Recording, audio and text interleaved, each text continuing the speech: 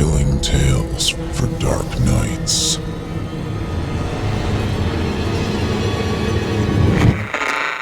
Want to make sure you never miss a Chilling Tales for Dark Nights video again?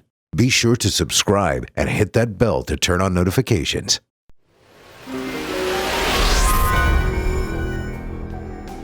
This episode of Chilling Tales for Dark Nights is brought to you by Dipsia. Calling all romance lovers, I've got great news for you. Just when you thought life was too hectic to slip into a good romance novel like you used to, or sit down and enjoy a romantic movie without the kids sneaking in and ruining the mood, our good friends at Dipsia have made it easy again. Dipsia is a female-founded app packed with 1,000-plus spicy audiobooks and more, designed to deliver bite-sized, captivating romance stories at a moment's notice, on your commute, during your lunch break, or whenever the mood strikes. Dipsia is like an escape hatch into the world you've always loved. For listeners of the show, Dipsia is offering an extended 30-day free trial when you go to dipsiastories.com/chilling. That's 30 days of full access for free when you go to dipsiastories.com/chilling. dipsiastories.com/chilling.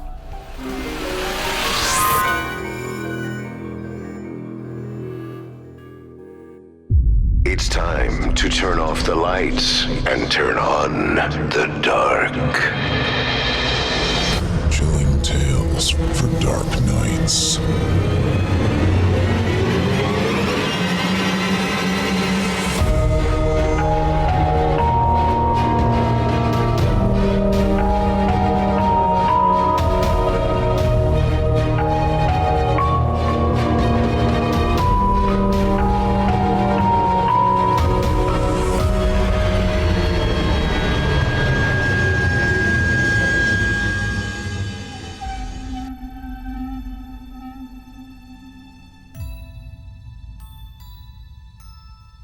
Good evening.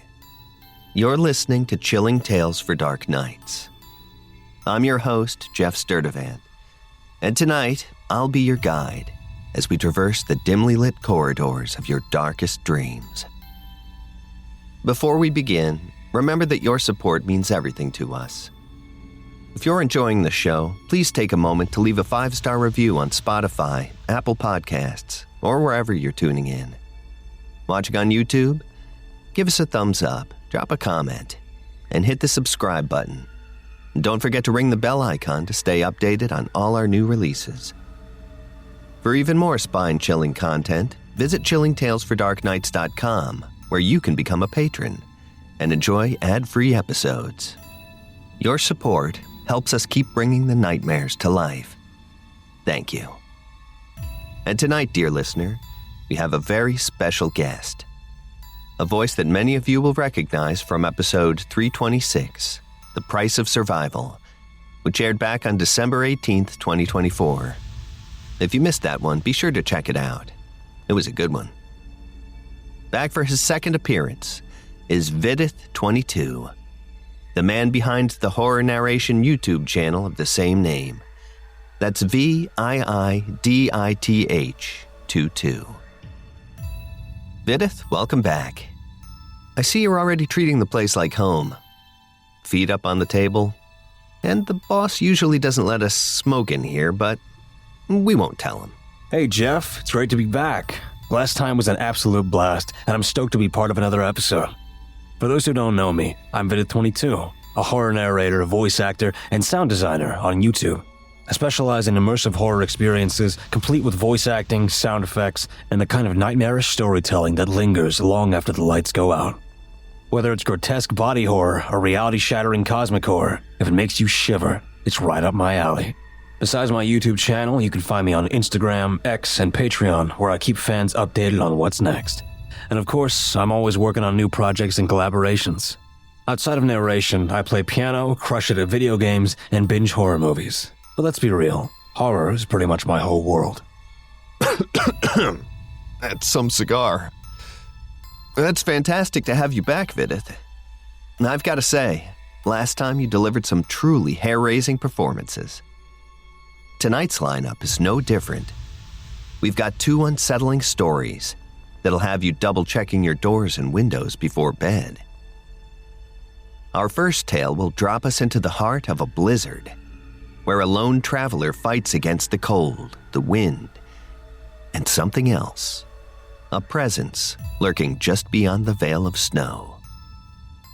Our second story shifts gears, taking us beneath the ominous glow of a blood-red moon, where dark forces stir and the line between man and monster begins to blur.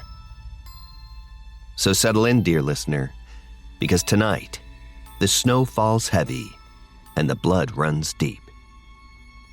Viidith, are you ready? Always, Jeff.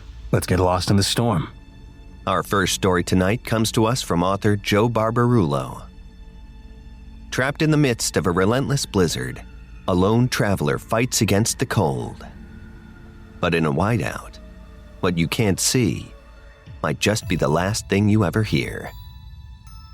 So without further ado, as performed by Viidith22, I give you The Whiteout. On November 18th, 1996, my stepfather officially went missing. My mother tearfully told me over the phone as I sat in my cubicle. I tried to get her to calm down, reassuring her that things would be okay, whispering as quietly as possible in my office, my home away from home just like any other late-stage yuppie. She muttered through yelps about how he left, said he'd be back in a few hours, hadn't come home, and the police couldn't find anything. After a little bit of apprehension, I understood simply that she needed me, and I told her I'd be home to check in on her. With a whimper of understanding at the plan, she hung up. I told my boss I had a family emergency and fled back across the East River to get packed. I rushed in and started to gather some clothes for the drive, and mirroring me was Nevada, packing up her stuff, preparing to move out following our breakup the month prior. She was standing there in one of my flannels that had assimilated itself into her wardrobe. Because of the constantly blasting heat during the winter in the apartment, she was wearing jean shorts and no socks. Her skin was pale like mine, a byproduct of our Michigander upbringing. And her hair was silky brunette with hints of magenta peeking through as she missed on re-dyeing. I only stared for a second before shuffling over to my closet. Nevada and I had split amicably, but trying to keep living together just made things awkward, and she felt it was time for her to get her own place. I didn't say anything to her when I entered, but she noticed how frantically I was moving. What's going on, Nate? I told her after a moment of recollection. Martin went missing. Martin? Like your stepdad? Yeah. And my mom kinda needs me right now, so I gotta head back to Arrow Creek. I'm sorry, I won't be around to help you move out. I stopped, surprised to find her hand on my shoulder and her head against my arm. I'm coming with you. I looked down at her with a sad smile, and we said nothing more, just continued to pack. It was the closest I felt to her in a while, even though things weren't bad per se. I just missed it as all. Why she would drop everything to go back to our Michigan backwater, no clue. She liked my family enough, and they definitely liked her, but she was never particularly eager to see them. Her family had left Arrow Creek ages ago, moving somewhere in the middle of Ohio, so it's not like they were there for her to see. My insecurities wanted me to believe pity was her reasoning, but I think truthfully she just cared enough to see it was a rough time for us both, and I appreciated her tagging along despite the lapsing distance. The next morning, we trudged through the nightly puddles about half a street away to my SUV. From Brooklyn to Arrow Creek, Michigan was about a 12-hour drive without the looming threat of traffic.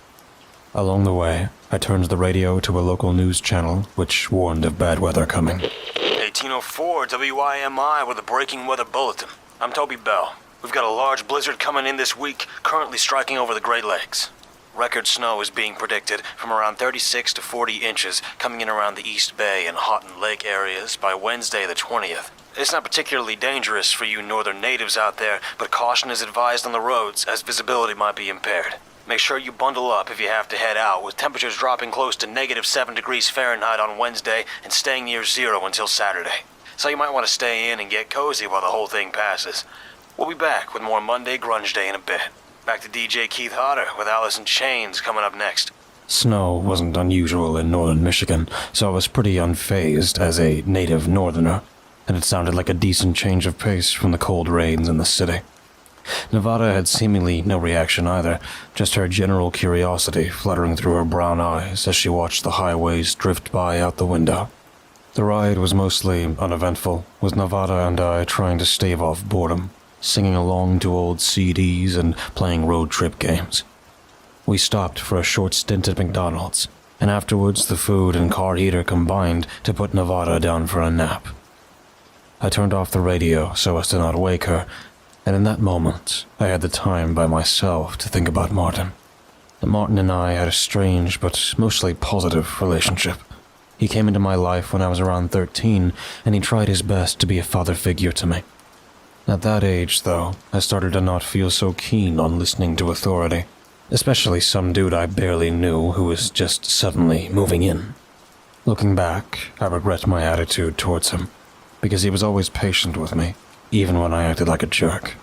He took me fishing, we went to Tigers games in the summer and Lions games in the winter. He picked me up from the police station after my friends and I spray-painted dicks on the middle school, not even angry, just soft-spoken and wondering why. He tried to give me advice and taught me to be patient with myself just as much as he was me. He and Mom took Nevada and I's prom pictures. He was sad but supportive of us moving away. I don't think I often admitted it to him or myself, but I loved Martin. I don't think I'd be the same person without him. So while I was really coming for my mom's sake, I also needed to know what happened. It wasn't like Martin to just vanish like this. By the time we arrived in Arrow Creek, snow had begun to fall pretty hard, with the fresh moonlight illuminating the clouds in a reddish hue. I pulled up to my mother's old ranch house, surrounded by tall pines starting to be dusted in white.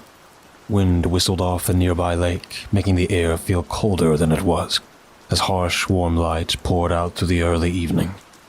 I entered without knocking, finding my step-siblings Mary Beth and Jonathan running up quickly to greet me. I was rarely around since they were born. They were kids, and I was pushing 30, so they kinda just thought of me as an uncle. Uncle Nate! They cried, clutching to my leg. After glancing past me, they did the same for Nevada. Aunt Nevada!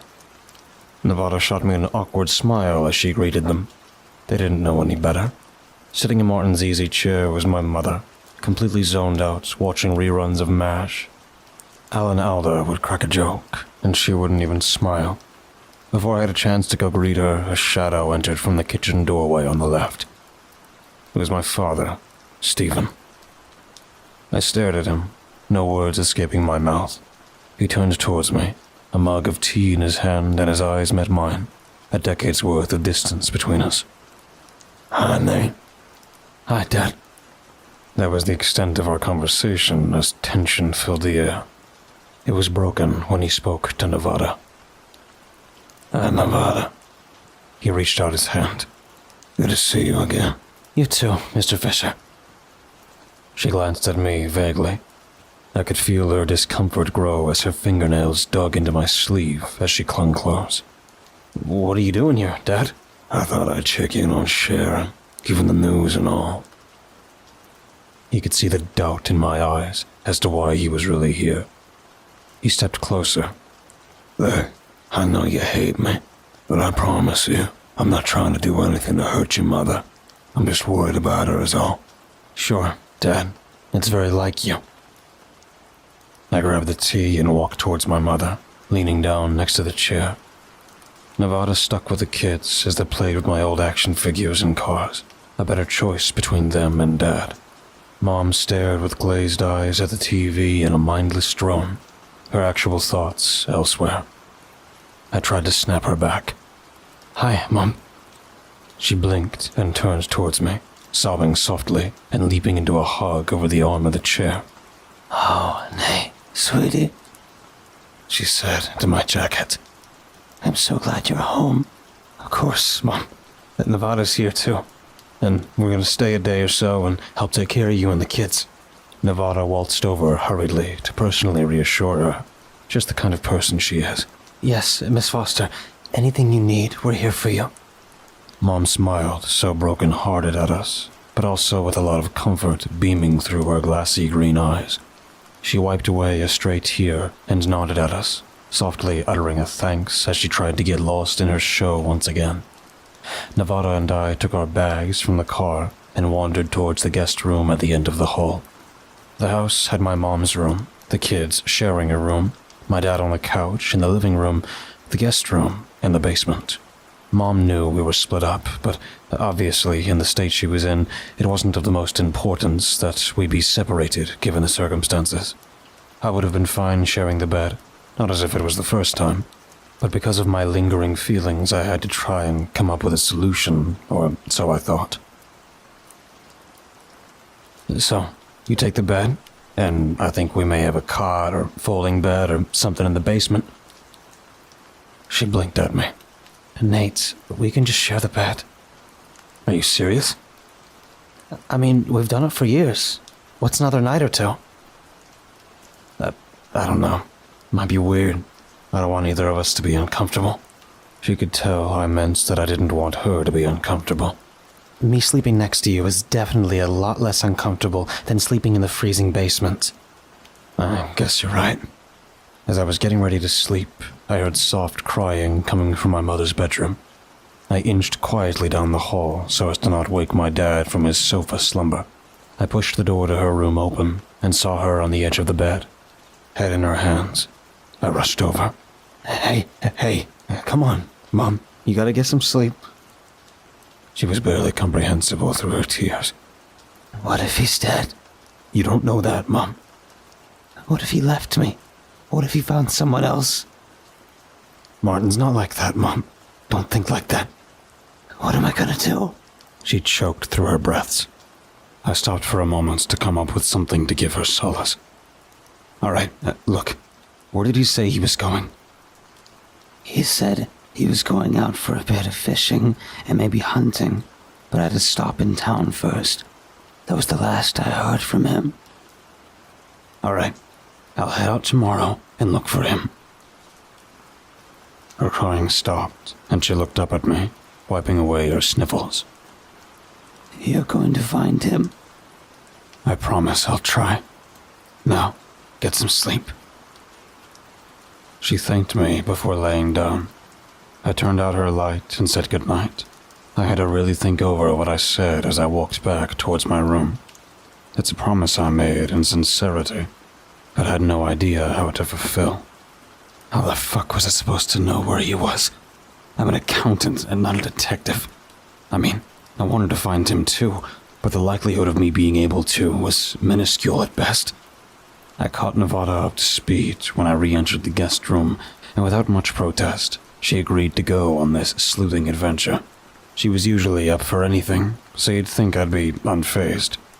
But to just openly agree to go on an actual missing persons investigation, I expected a bit more questioning. I think she really just wanted to help, playing along if this was a midlife crisis. Anything for your family, you know that. I tried my best to face the wall as we slept, and Nevada was all over the place. My favorite cover hog. She looked the same as she always did, a little messy, but pretty as always. I felt safe for at least those few hours, like all this shit from the last year wasn't going on right now. Why did we even break up? I was constantly working, tired, and barely around.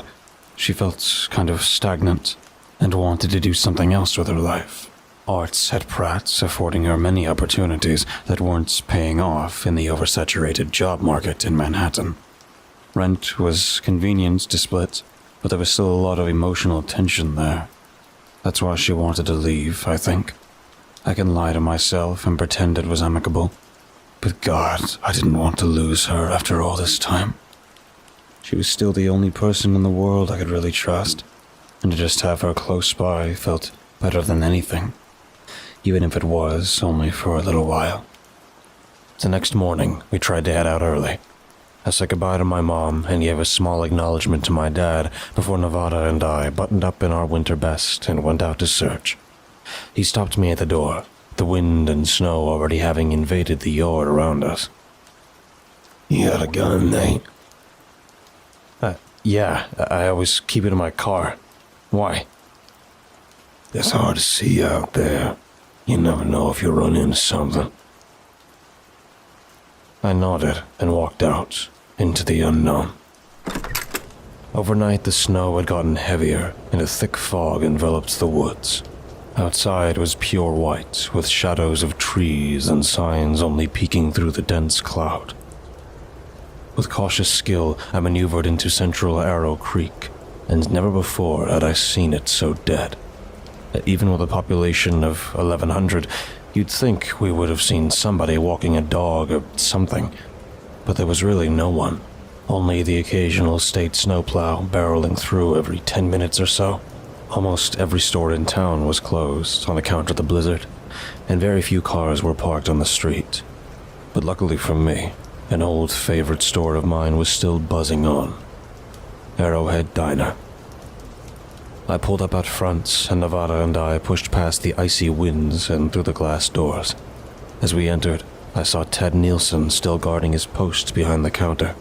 He was nearly 60 years old at this point, but no gray show through his bright ginger hair that sprouted heavily across his face and bald spot. Inside his goatee was his usual cigarette, only matched by a flannel rolled up to the sleeves that sported a long john beneath it. Over his jeans sat a greasy white apron tied around his waist, sitting tightly under his beer belly. He spotted me and cracked a smile, quickly adding his cigarettes to his collection in the nearby ashtray.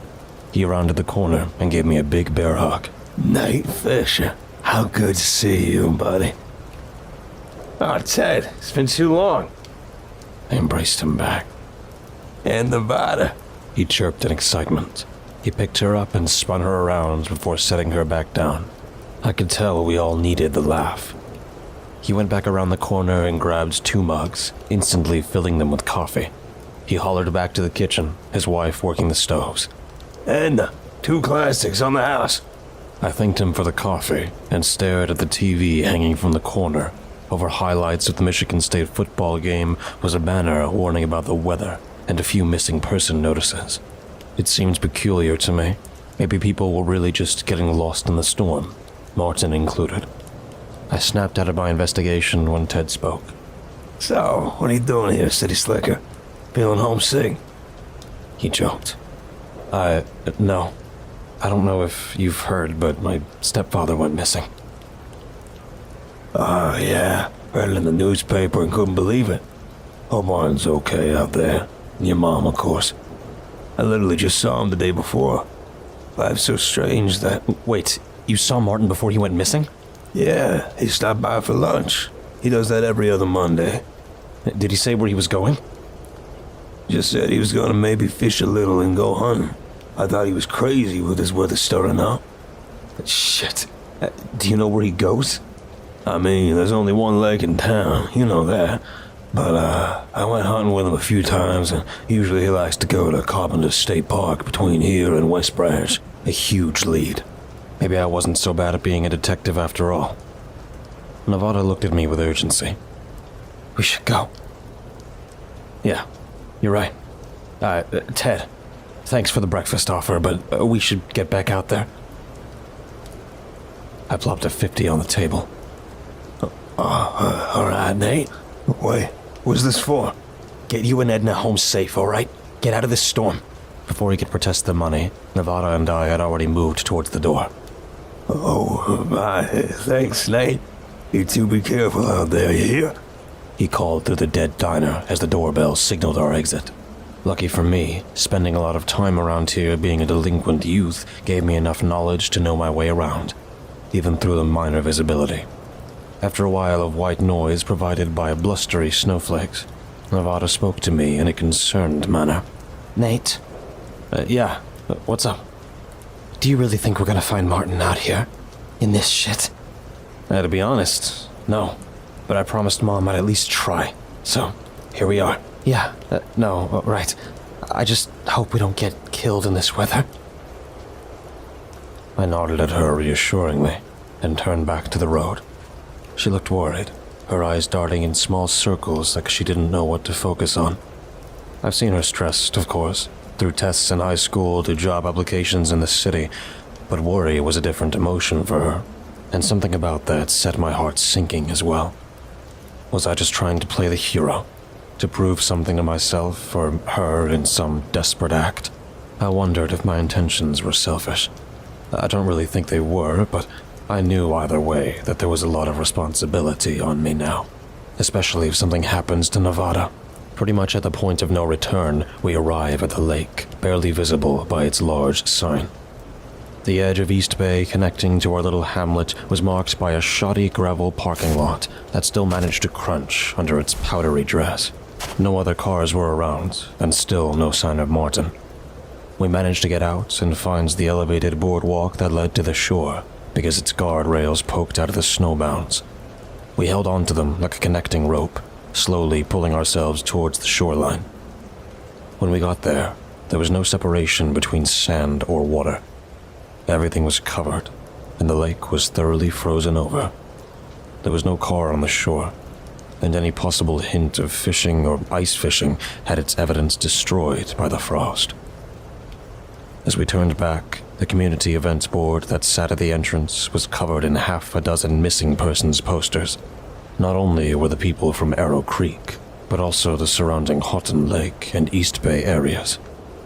The newest addition was Martin's flyer, flapping at the bottom right, still shiny from its industrial print job. Something wasn't right here. How had this many people gone missing so close together, and so recently? Their dates all came within the start of November until then. There didn't seem to be a clear answer devised between either Nevada or I. While we started our way back to the car, I couldn't tell if the fog had grown or not, and it only got more difficult to tell as I had to wipe down my glasses every couple of minutes. Nevada farther ahead, and turning back to make sure I didn't get buried. We shivered as we started the car, her brown hair glistening with water droplets and my normally jet black hair taking a white sheen. "Looks like we gotta go to the park," she joked. "Just like the good old days." I shot back. About 20 minutes passed before we crossed the sign signifying that Carpenter State Park was about a mile on its left. I felt relief pass over me as I cruised a little faster through the mist. I felt comfortable at this higher speed until something lurched out of the woods and past the car.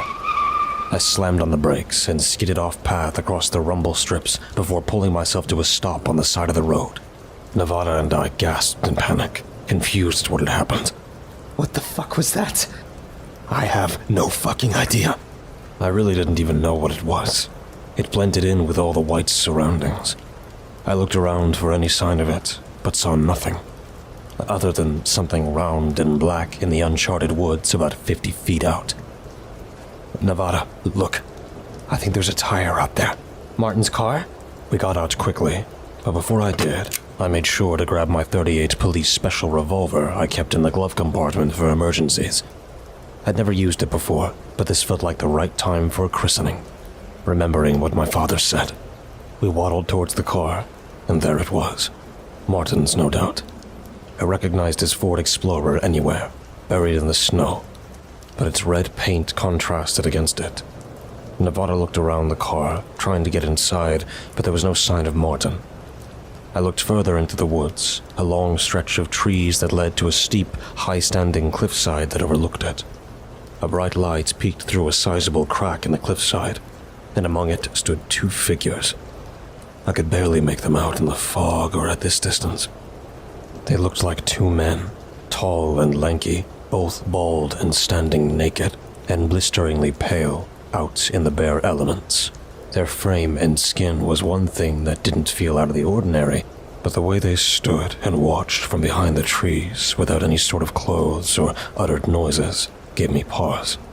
I felt a chill, not from the snow. And despite my fears, I felt the need to push forward. "Keep an eye on the car," I said to Nevada, who agreed. She had already started breaking into it for a sign of life, or something that would signify what had happened. As I approached the lit crack, The two figures gave ungodly clicking screeches before retreating into the fog and over the cliff. Okay, so definitely not normal. I heard my heavy breathing and my puffy jacket sliding along itself. And something else. Something new. A pulsing, wet sound coming from the crack filled with light. It wasn't just a crack, but a hole. I tried to look in with not much payoff, and finally decided after feeling around with my arm that I could squeeze myself through. When I entered this crack, I expected a small overhang of rocks, an eroding part of the cliffside that just led out into the other side of the forest, the most reasonable place for the white light to be coming from. But instead, I found what I could only reasonably describe as a hive.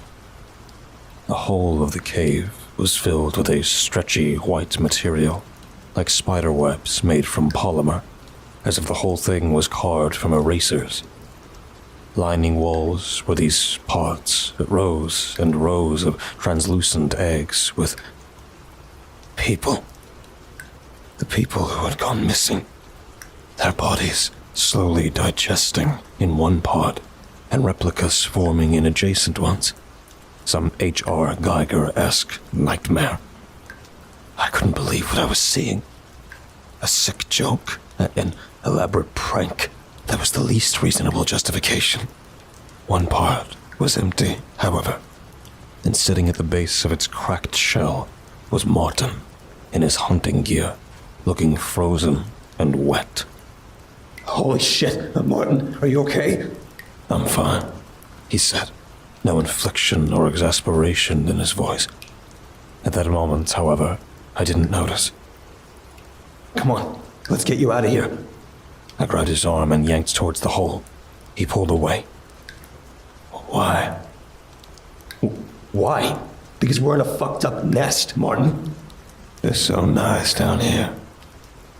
I stood up quickly and stepped backwards. The white uterus surrounds me, squelching underneath my feet. This thing wasn't Martin. Not anymore. He got up and started towards me in a disturbingly calm manner. I backed up more, holding him at distance with the barrel of my .38. Martin, what are you doing? You should join us, Nate. It's so nice and safe here. I unlatched the safety and cocked the hammer back. Stop. You won't have to do anything again.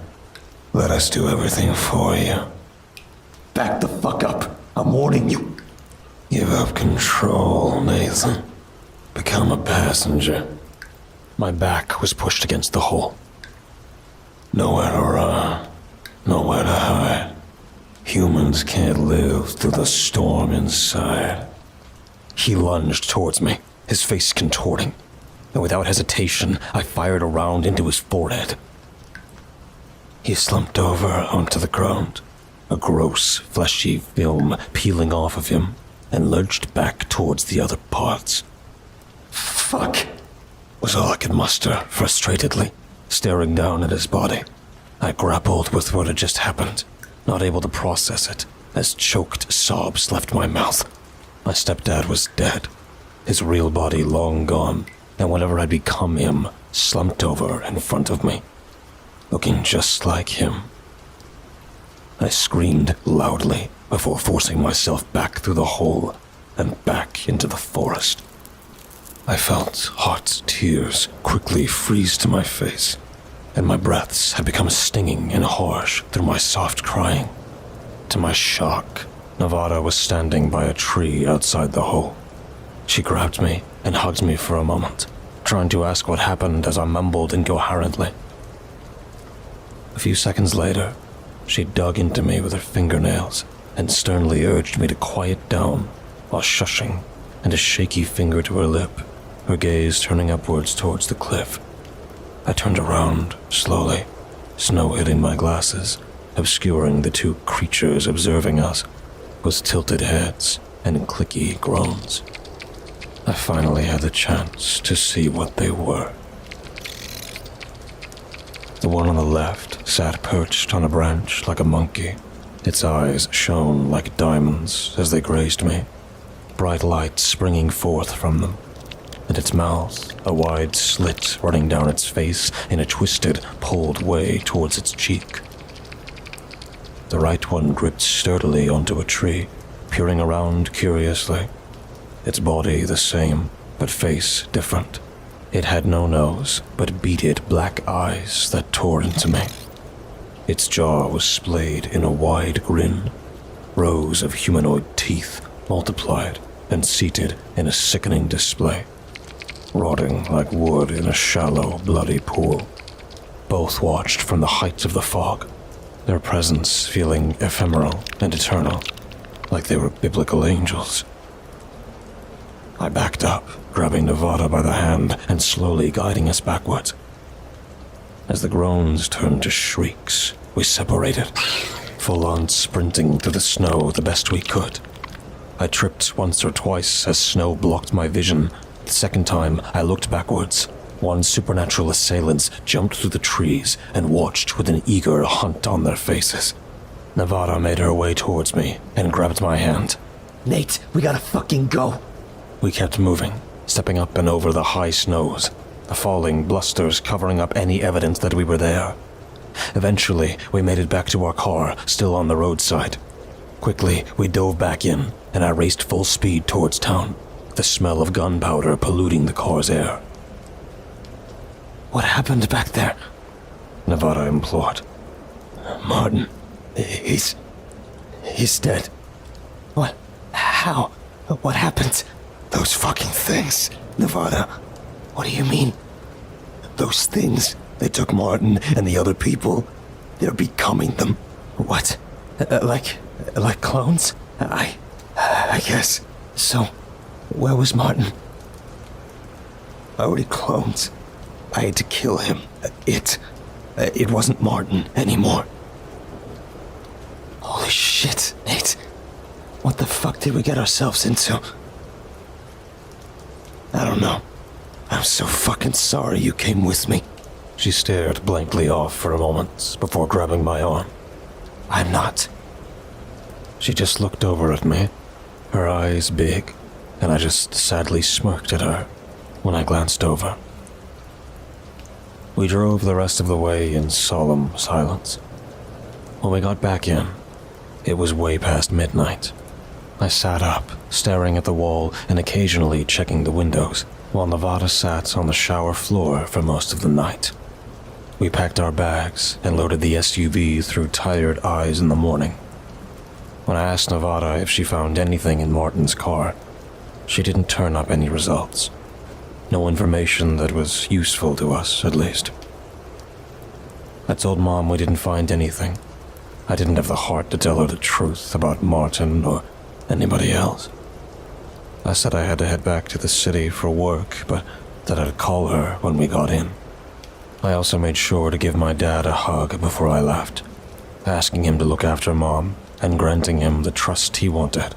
We drove through town on our way out, and I had one idea before leaving. I stepped out the diner to use a payphone. I called the FBI anonymous tip line, telling them approximately where the nest was, implying it was urgent they checked it out.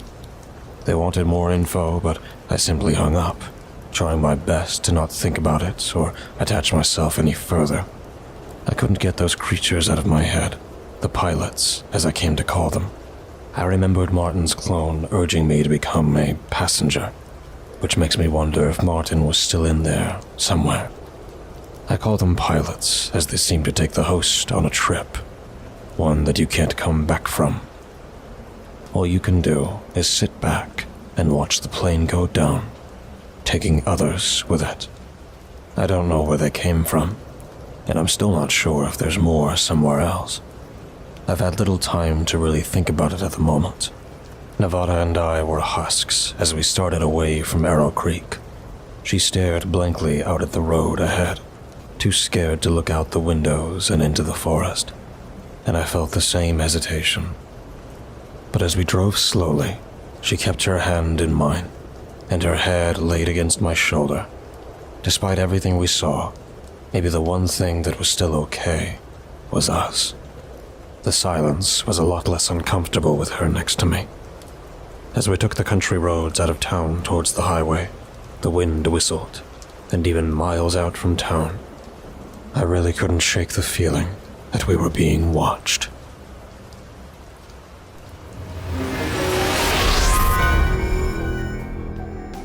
This episode of Chilling Tales for Dark Nights is brought to you by Dipsia. Romance lovers, this one's for you. For all you ladies with stacks of well-worn paperbacks festooned with shirtless men. For all you ladies who made tall, dark, and handsome a cliche. For all you who make us men seem like buttoned-up, stiff-collared squares. You spicy, scintillating, lascivious women. Puritans like us hardly have what it takes to satisfy you. And that's why you need Dipsia. Be honest, is there a sexy scene in a movie, TV show, or book that you return to again and again? Like in Split Tale, when Sheriff Ball sneaks up to Yolanda's window? Well, that's because you're a true romantic. And believe me, our friends at Dipsia can do you one better. See, they've got this app just packed with countless bite-sized tales of forbidden love. This is a female-founded romance app, primarily focused on women. But boo to that, I say. Gentlemen, with their easy-to-explore app, you can find all your favorite genres. Contemporary, historical, romantasy, sapphic. I mean, come on. Are you telling me fellas don't want to hear some sapphic romance? Bring it on, baby. But sure, by women for women, if you insist.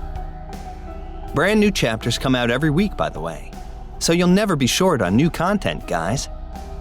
And gals, of course. Primarily gals, I'm told.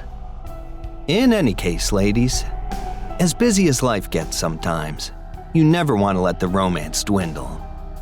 With Dipsia, you've got over 1,000 spicy tales you can dip into at a moment's notice. On your commute, waiting at the bus stop, even in the grocery line. See, their world-class writers never take long to get to the good parts. The narrators are top-notch, and you'll love all the characters.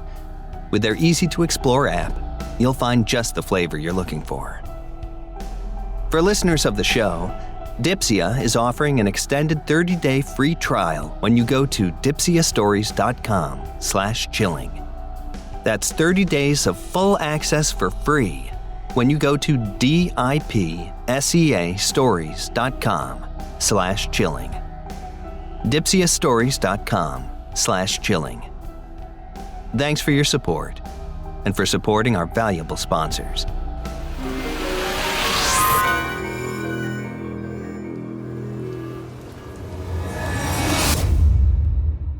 That was The Whiteout by Joe Barbarulo, performed by our guest, Viidith22. Now that one gets under your skin, doesn't it? Absolutely. The way the storm itself becomes this looming, inescapable force, and then slow realization that something else is lurking in the snow. That's the kind of horror that sticks with you. Tell me about it. Whew. Is it chilly in here or just me? Craig, turn up the heat, would you? Whew.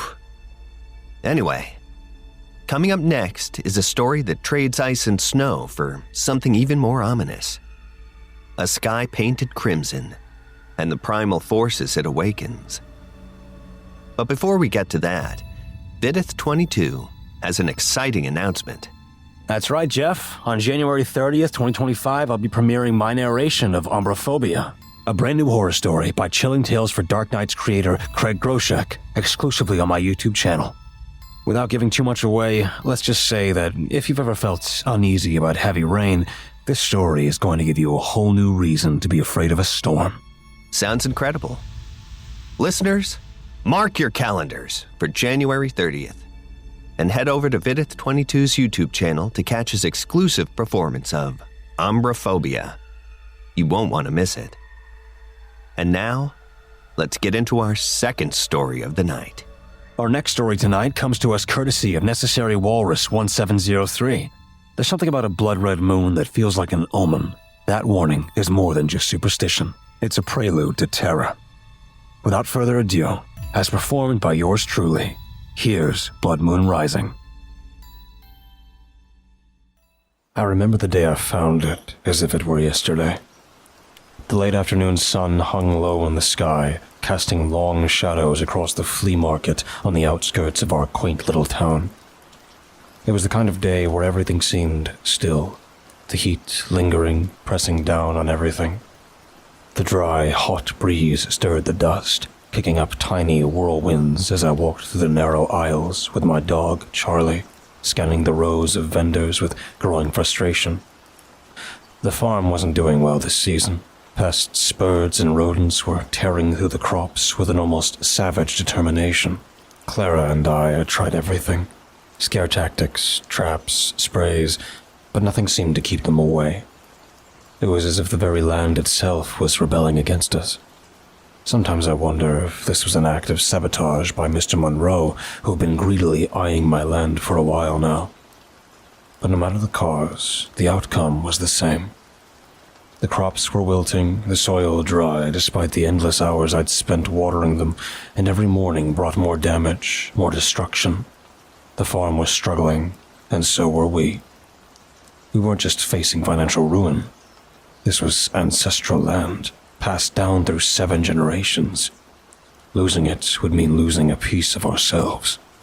Clara's patience was wearing thin, though she never showed it. But I saw it in the way she pressed her lips together when the kids weren't looking, or the tightness in her shoulders when we sat down at the kitchen table to try and budget for the week. We couldn't afford another bad season. The stress was eating at both of us, turning our once lively dinner table conversations into tense silence. I was desperate, grasping at straws, literally trying to find something, anything that might help. I figured maybe this flea market would have something useful, though I didn't know what exactly I was looking for. That's when I saw it. Tucked between a pile of rusted tools, frayed ropes, and battered knickknacks was a scarecrow. It was old, worn out, and tattered, the kind of thing that had been through too many summers and winters, far more than it should have survived. Its burlap face was faded, sun-bleached, and split in places, the frayed edges fluttering in the wind like dead skin peeling from an old wound. Its clothes, a pair of ripped overalls and a threadbare flannel shirt, hung limp from its crooked frame, remnants of an era long forgotten. Despite its ragged appearance, something about it drew me in, and I couldn't look away. Maybe it was the unnatural way it stood out among the clutter, or maybe it was the way the light seems to dim around it when I looked at it. I couldn't shake the feeling it was watching me, as if its dark, hollow eyes were tracking my every move, and the crooked smile stretched unnaturally wide, almost up to its ears, as though it knew a secret I didn't. The scarecrow seemed to catch Charlie's fancy, too. He sniffed it cautiously before placing his paw on it, almost as if testing whether it was real. I snapped out of my thoughts when a man's voice suddenly cut through the eerie silence. It was the owner. He was a small, hunched figure standing behind the stall, half hidden in the shadows beneath a wide-brimmed hat. His leathery skin, deeply lined with wrinkles, hinted at a long, hard life. His face remained mostly obscured, his eyes concealed in the shadow of the hat, making it impossible to guess his age. An instinctual urge told me to turn away. Both the scarecrow and the man unsettled me in ways I couldn't explain. "You're looking for something to keep the birds away, aren't you?" he said, without glancing up, his voice gravelly and dry. There was an accent, too, faint but old-fashioned, as though it belonged to another era. I blinked, startled by his accuracy. How could he know? I thought to myself. I nodded slowly, unsure of what to say, my mouth suddenly dry. Then he looked up, meeting my gaze for a fleeting moment. "This here'll do the trick," he said, gesturing toward the scarecrow with a bony finger. "No birds, no rodents, no pests. You'll see." I hesitated, taking a closer look at the scarecrow. It looked as if it would fall apart if I so much as touched it. The wind tugged at its loose stitches, making them sway slightly, and I noticed a faint odor, musty, like damp earth mixed with decay. "Does it work?" I asked, my voice filled with skepticism. I didn't want to come off as too desperate. but I was. The man grinned, revealing a set of yellowed, uneven teeth. "It works," he said, with an air of certainty that felt unsettling. "Better than you think. Just set it up in your field. It'll do the rest." My gut twisted with unease, and despite the creeping dread, I handed over the little cash I had left. The man took it without another word. I heaved the scarecrow into the bed of my truck, its hollow, straw-filled body thudding against the metal as it started my drive back to the farm. When I got home, the sun was setting, casting an orange hue across the farm. I glanced toward the house, where the warm light of the kitchen spilled through the windows. Clara was inside, cooking dinner, while the kids helped her set the table. The smell of roasting chicken wafted into the air. Charlie and I were immediately greeted by Sir Sunrise, a rooster who quietly came and perched himself on the back of the truck as I parked near the front porch. He observed in silence as I unloaded the scarecrow. Sir Sunrise earned his name from my 8-year-old son, Luke, thanks to his remarkable habit of crowing at exactly 6 a.m. every morning. It didn't matter if it was pouring rain, the middle of winter, or a cloudy morning where the sun didn't show. He always knew when it was time. He'd march up and down the porch, his triumphant cock-a-doodle-doo echoing for a full minute, ensuring the entire Smith household woke to his call. Oddly enough, that was the only time he ever crowed, even though he spent the rest of the day busily wandering the farm. Even stranger was the quiet, almost unspoken friendship he shared with Charlie. The two seemed to enjoy each other's company in a way that always surprised me. I hoisted the scarecrow into my shoulders and made my way toward the field. The crops swayed in the soft evening breeze, rows of corn and wheat stretching out before me like sentinels. I chose a spot right in the middle, far enough from the house, but close enough that I could still watch it from the upstairs window. I attached the scarecrow to a wooden pole that was already planted deep in the soil. It stood, crooked and eerie, its burlap face staring blankly at the sky. Sir Sunrise inaugurated the new addition in the field by performing a couple of customary laps around the pole before taking off, with Charlie eagerly chasing after him. My eyes, however, drifted toward Mr. Monroe's factory in the distance. For years, he'd been acquiring land from my neighbors and was determined to buy my property as well. He wasn't pleased when I turned him down. Ever since then, my farm has suffered.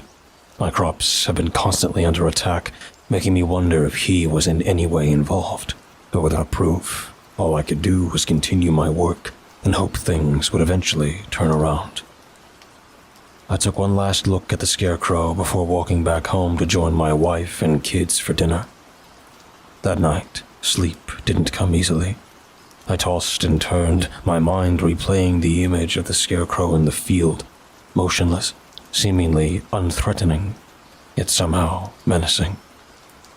Every time I closed my eyes, I saw that stitched smile, wide and knowing, as though it was waiting for something. Was I expecting some sort of miracle from it? Is that why I felt this knot in my stomach? Because, deep down, I knew I was acting out of desperation and not thinking rationally. The wind howled outside, rattling the shutters, but beyond that, there was silence. No crows cawing, no rustling in the crops, just an unsettling, unnatural silence. Meanwhile, Clara slept soundly beside me. I noticed the cut above her eyebrow, even in the pale moonlight, a scar from her youth. Despite her challenging childhood, she had a gift for finding peace in chaos, while I remained a light sleeper, needing exhaustion to fall into a deep slumber. I rolled over, pulling the blanket tighter around me and eventually drifting to sleep. When morning finally came, I stepped outside, half expecting to find the fields torn apart like before. But they were untouched. Not a single stalk was damaged. I looked toward the scarecrow, still standing in the same spot, and felt a wave of relief wash over me. Maybe the old peddler was right. Maybe it really was that effective. A couple more days went by, and the crops remained unharmed. Not a single bird or rodent dared to come near them. For the first time in months, I felt a glimmer of hope, a lightness in my chest that I hadn't felt in ages. I didn't fully understand how a scarecrow could make such a difference, that the results defied logic, but I wasn't about to question it now. Clara noticed the shift in my mood too, and began to believe again herself. She watched our children, Emma and Luke, play among the crops, their laughter ringing through the air like music after a long silence. It was as if the scarecrow had brought back more than just safety for the crops. It had brought back hope. But on the fourth night, things began to take a strange turn. I woke up in the dead of night to the sound of Sir Sunrise, crowing, loud, persistent, and completely out of character. He was never one to crow at night. His routine was always the same, like clockwork at 6 a.m. My body, heavy with sleep, resisted the urge to get up. I waited, hoping he'd stop. But Sir Sunrise kept going, his calls growing louder, more driven. With a groan, I dragged myself out of bed and stumbled toward the window, expecting to see him perched where he usually roosted. But instead, Sir Sunrise was on the front porch, pacing back and forth, his head bobbing furiously, crowing as if the morning sun was already shining. But the thing that made my stomach lurch wasn't him. It was the moon. It hung in the sky, casting a pale glow over the fields. The crops swayed gently in the breeze, bathed in a strange, coppery light. It was only then that I realized it wasn't just any moon. It was a total lunar eclipse. The blood moon hung above, eerie and red, painting the field in a haunting glow. But what I saw next stopped me cold. The scarecrow. It wasn't where I had left it. For a moment, I just stood there, blinking, my tired mind scrambling to make sense of what I was seeing. I rubbed my eyes, squinted, even stepped closer to the window. But no matter how much I tried to rationalize it, there it was, standing at the far end of the field, a place I had never placed it. My heart pounded in my chest. Who could have moved it? And why? Was it some prank? But who would come all the way out here in the middle of the night, just for that? My thoughts raced, reaching for logical explanations that didn't quite add up. Maybe it was just my groggy, sleep-deprived brain playing tricks on me. The moonlight, the shadows, it could have easily created an illusion. Or maybe it was the wind, somehow shifting the scarecrow's position. Scarecrows were light, after all. It could have been anything, right? I shook my head, telling myself it didn't matter. I could fix it in the morning. Still unsettled, I forced myself back to bed. But sleep didn't come easily. My dreams were strange, fragmented, filled with shadowy figures moving through the fields. As the first light of dawn crept over the horizon, I got out of bed, hoping to shake off the strange feeling from the night before. To my relief, when I looked out the window, the scarecrow was back in its original spot. I sighed, feeling a wave of calm wash over me, but only for a fleeting moment, because when my gaze swept across the field, something caught my eye, and it made my stomach drop. A flock of crows were circling low over a patch of land near the edge of the field, the very spot where I had seen the scarecrow standing the night before. I felt a chill crawl down my spine. This was never going to be good news. Without hesitation, I bolted out of the house and raced toward the spot where the birds hovered, their dark wings cutting through the sky like a bad omen. The birds flew away when I reached the area, but what I saw made me momentarily speechless. Scattered among the crops were dead animals, birds, rodents, frogs, and other small creatures. They weren't just randomly lying there either. Their bodies were arranged in peculiar, almost ritualistic patterns. Circles, spirals, rows. shapes that made my skin crawl. And the worst part, straw. Pieces of straw, like the kind stuffed inside the scarecrow, were strewn around the animals, as if linking them to the figure that now loomed in the field. I knelt down, my fingers brushing over the straw. At first, I wanted to believe it was a predator, some animal playing tricks, a fox or wild dog arranging its kills. But that thought quickly crumbled. The arrangement of the bodies was too precise, too deliberate. It felt wrong. Could this be Mr. Monroe's doing? Another twisted attempt by him to sabotage my farm? Before I could even finish the thought, Clara's voice echoed across the field, her tone sounding nervous and urgent. I looked up and saw her in the distance, standing on the front porch, her posture tense, as though trying to intervene before something happened.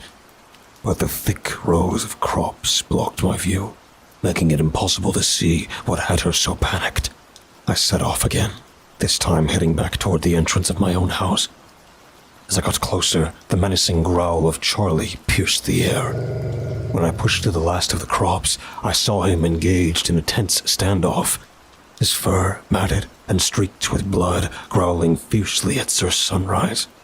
The rooster was badly injured, his feathers in disarray and blood dripping onto the ground. He wobbled, struggling to stay upright. Yet remained defiant, determined to hold his ground in the fight. But Charlie wasn't finished. Before I could intervene, he lunged at the rooster, clamping down on his throat with his teeth. With a violent shake of his head, I heard the sickening snap of bone. Charlie finally released him, and the lifeless body dropped to the ground. Horror washed over me as blood pooled around the carcass. Charlie cleared his throat a couple of times, and in slow motion, I saw him extend his tongue, licking the blood clean off the floor in one swift motion. I stood, frozen, unable to look away, as Charlie, his tongue stained with blood and dirt, jerked and crouched momentarily, eyes closed, tilting his head down, before releasing a howl with his muzzle pointed skyward. He then darted off into the field before I could pin him down. I chased after him, but it was clear he wasn't interested in being found. I expected he would eventually find his way back home, though I wasn't sure what I would do with him upon his return. I had never seen him behave this way before. I struggled to piece together the events of the morning, wondering if there could be any correlation to last night. Deep down, I couldn't ignore the gnawing suspicion forming in my gut. This all began the moment I brought that scarecrow home. What had been a curious purchase at a roadside stand had now morphed into a source of growing dread, its tendrils curling tighter around my mind. And what about the dead animals? Were they also Charlie's doing? I had no clear answer, and I reluctantly glanced at the scarecrow, perfectly positioned in the middle of the field. The smile stretching across its face stirred an uneasy feeling in me. "That's strike one, Patrick," a voice echoed in my head at that very moment. And for the first time, I considered getting rid of it. But as I looked at the crops around me, I was quietly taken aback by the risks I was willing to accept. Finally, gathering my composure, I dealt with the dead animals, burying them one by one in haste before Clara could notice. She was already upset about Sir Sunrise and had spent the day looking for Charlie, convinced they had a falling out. Her suspicions were not yet on the scarecrow, and I hoped to keep it that way. Still, I forced myself to focus on the positives. The crops were thriving, better than ever, in fact. The rows were thick with green, healthy stalks, and the vegetables were coming in larger than expected. My family was on track to recoup our losses, and hopefully that would put us in a better financial position than we had been in years. By that night, as the wind whistled through the trees and rustled the leaves, I couldn't shake the feeling that something was wrong. Something was out there, watching us. The scarecrow was more than just straw and cloth. and I could feel that deep in my bones. I pressed the pillow to my ears, desperate to drown out the sounds of the night and drift off to sleep. But then, a loud, piercing howl shattered the stillness. It was Charlie, no doubt, somewhere out in the field in the distance, howling into the night.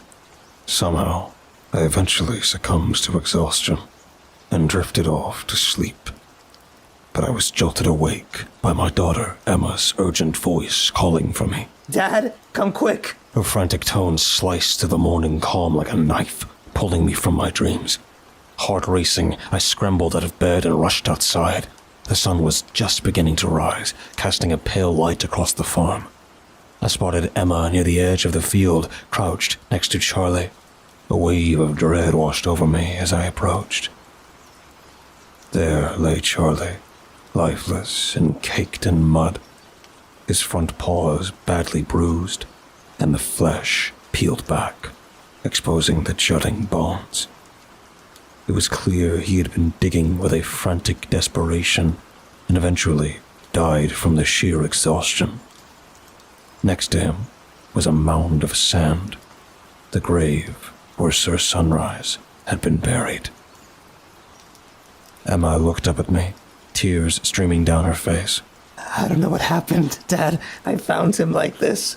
The horror of the scene settled over me, a chilling weight in my chest. Clara soon joined us, and we decided to bury Charlie with Sir Sunrise, since they were pals after all. Once everybody went back inside, I ventured into the field, holding a shovel in my hand, wondering what else I might uncover. As I walked through the field, I noticed small mounds of earth scattered around, like hastily made burial sites. It was all too clear now what Charlie had been doing throughout the night. With a shovel, I dug into one of the mounds and uncovered a dead pigeon. Another revealed a large rodent. The field was littered with these makeshift graves, and I couldn't even guess how many there were. When I turned, my stomach clenched. Luke was standing there, his face pale, eyes wide with fear. What's going on, Dad? He asked, his voice trembling with confusion as he looked around. I forced a smile, kneeling down and placing my hands gently on his shoulders. Nothing to worry about, buddy, I said, keeping my tone calm. Charlie was just being Charlie. We'll take care of him.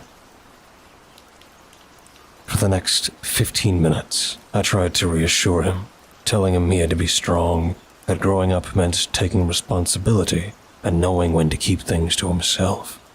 You're a man now, I said, and sometimes we do what we have to protect the family. Don't mention this to Clara or Emma, okay? They're already worried enough. Luke nodded, but the unease in his eyes was hard to miss. I hated myself for what I was doing, gaslighting my own son. But with the harvest only a couple of weeks away, I had no choice. The farm had to come first. As Luke slowly made his way back to the house, I glanced toward Mr. Monroe's property in the distance, and then back at the scarecrow. I felt a lump form in my throat. That's strike two, Patrick, I muttered to myself. I knew I couldn't handle another incident like this. If anything else happened, I'd have to start thinking seriously about other contingencies. Time was running out.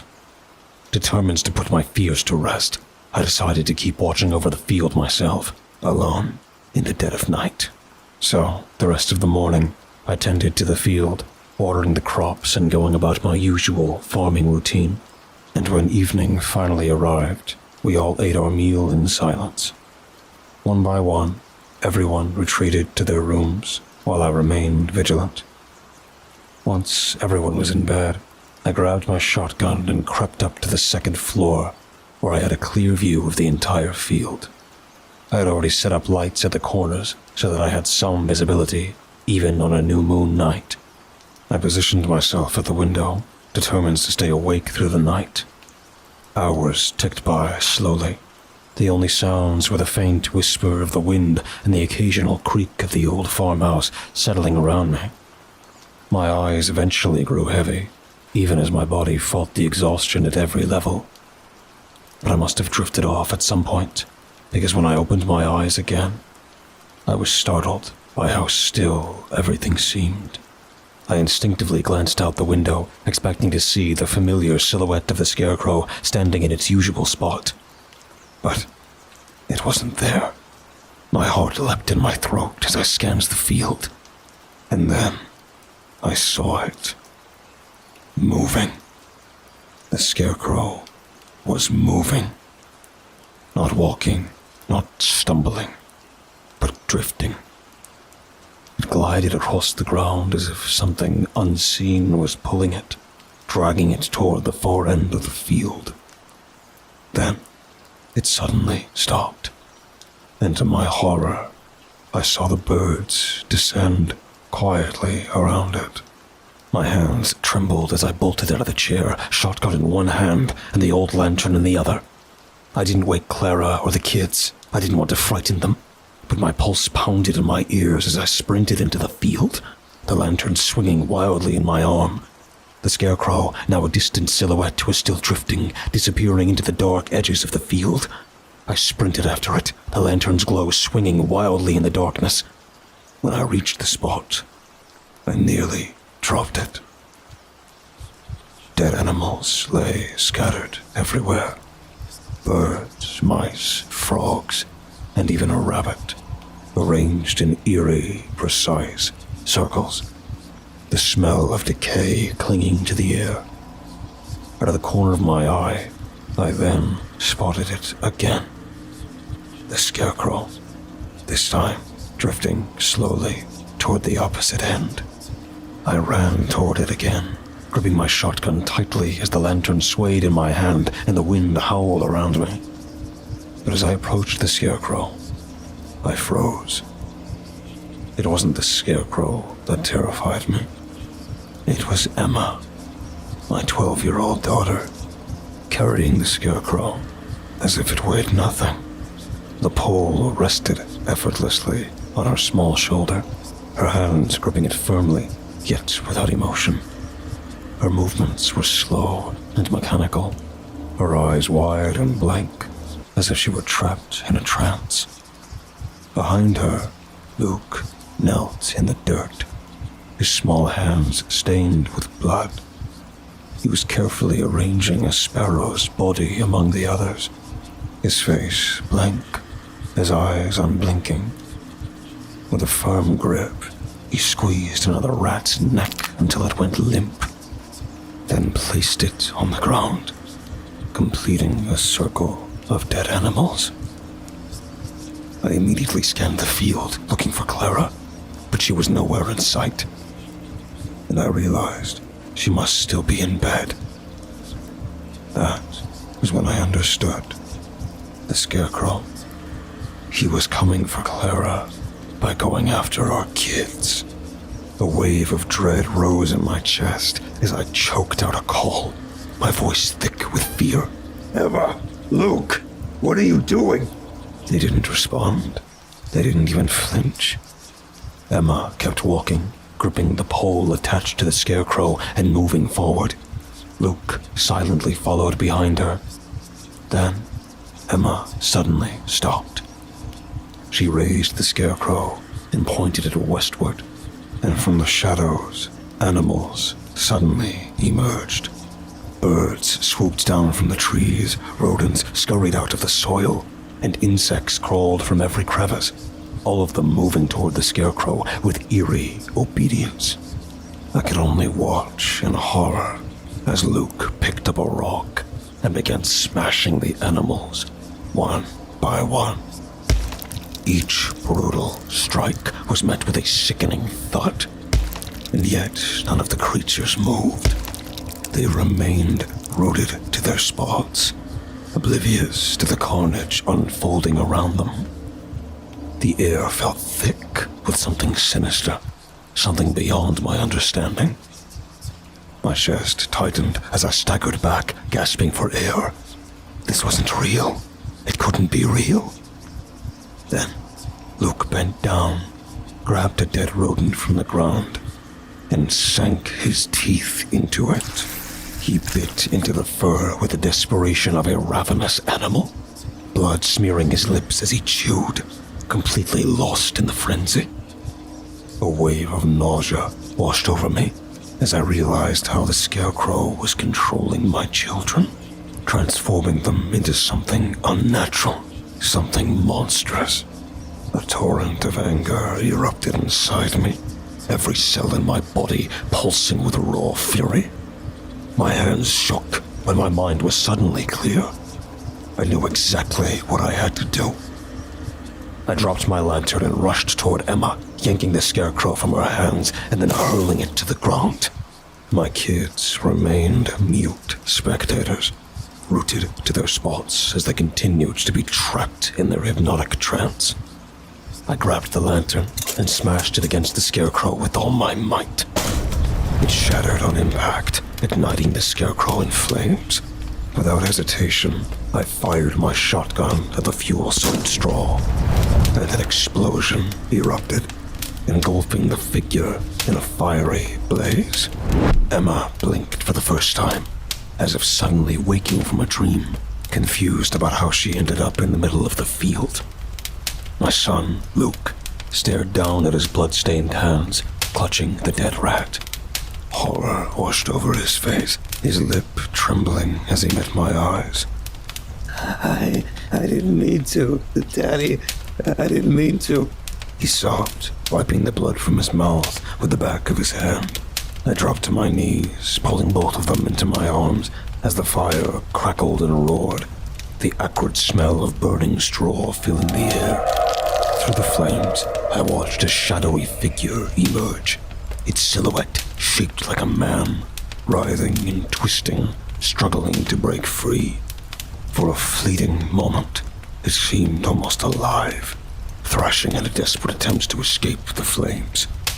But the fires consumed him, pulling him deeper into the inferno until, at last, he vanished.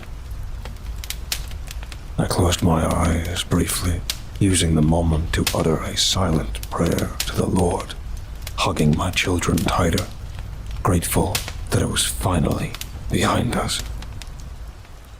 Together, we slowly walked back to the house, each step laden with the weight of what had just transpired.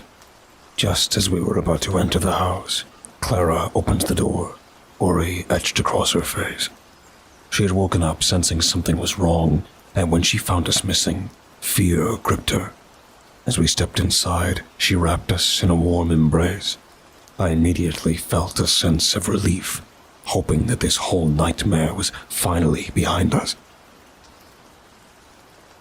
Over the next few weeks, my crops flourished, yielding a harvest that far exceeded my expectations. We were pulled back from the brink of financial ruin, but it came at a cost. Both Emma and Luke suffered from relentless nightmares, waking up screaming in the night, and it would be months before they could fully recover. I, too, struggled with sleep, waking in the dead of night, drenched in sweat, haunted by the memory of the scarecrow. It's gone, I keep telling myself. The scarecrow is gone. And every night, I pray that it would stay that way.